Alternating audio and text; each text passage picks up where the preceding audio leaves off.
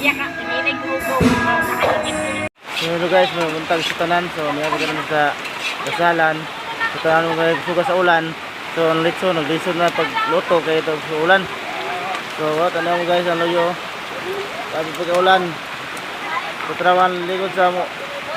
Naglisod na pagluto kayo tungod sa sugay ng ulan. Tungod kay sayo sa buntag pa yung ulan. So tanaw ng lisod. Lisod kayo ang nagtuyo sa likod na. Ito po siya, hindi may panahon. Ito ulan.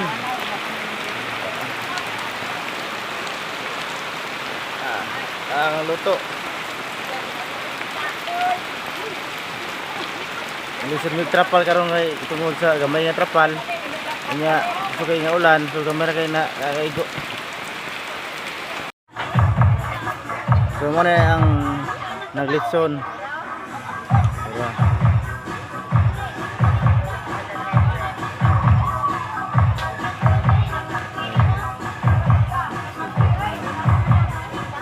Mo na yung nagbuwag sa puso.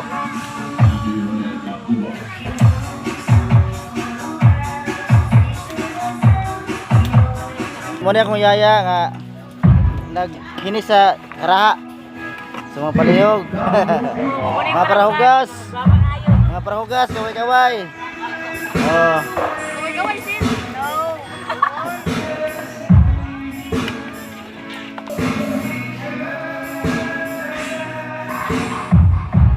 Kahit lagya ka, hindi naghugo.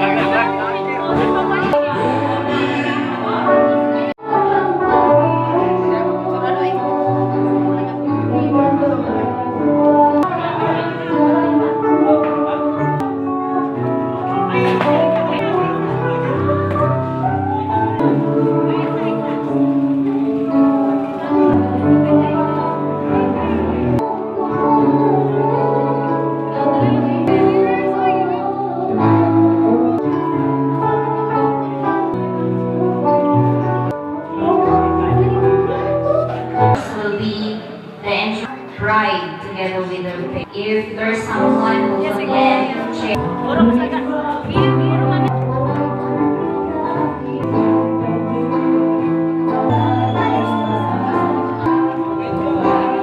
Ladies and friends, please all up together with her parents.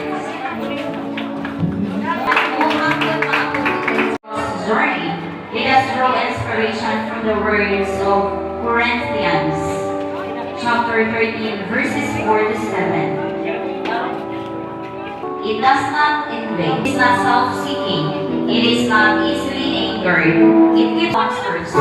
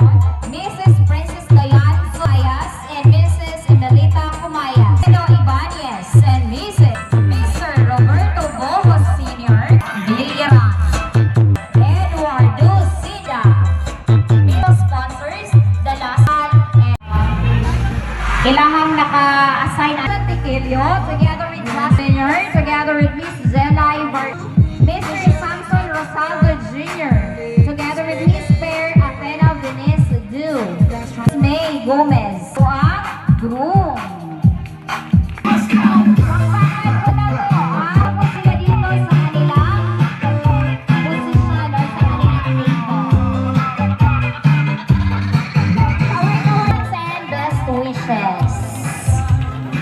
Alright, so isa pang masigabong palakpakan na nakabibingi. Ayan.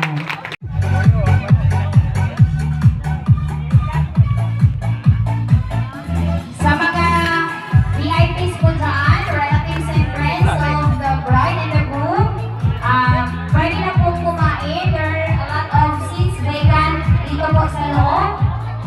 Baka may assurance po kayo for the assistance ng Sarahi sa labas. Meron daw po na naka-assign dyan.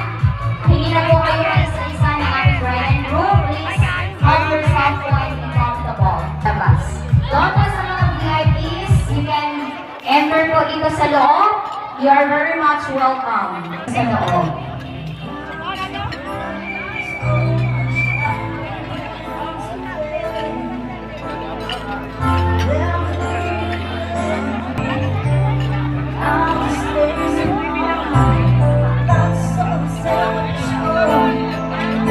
Other persons involved in the entourage, you may now be seated. So, rest assured that you will be enjoying the food once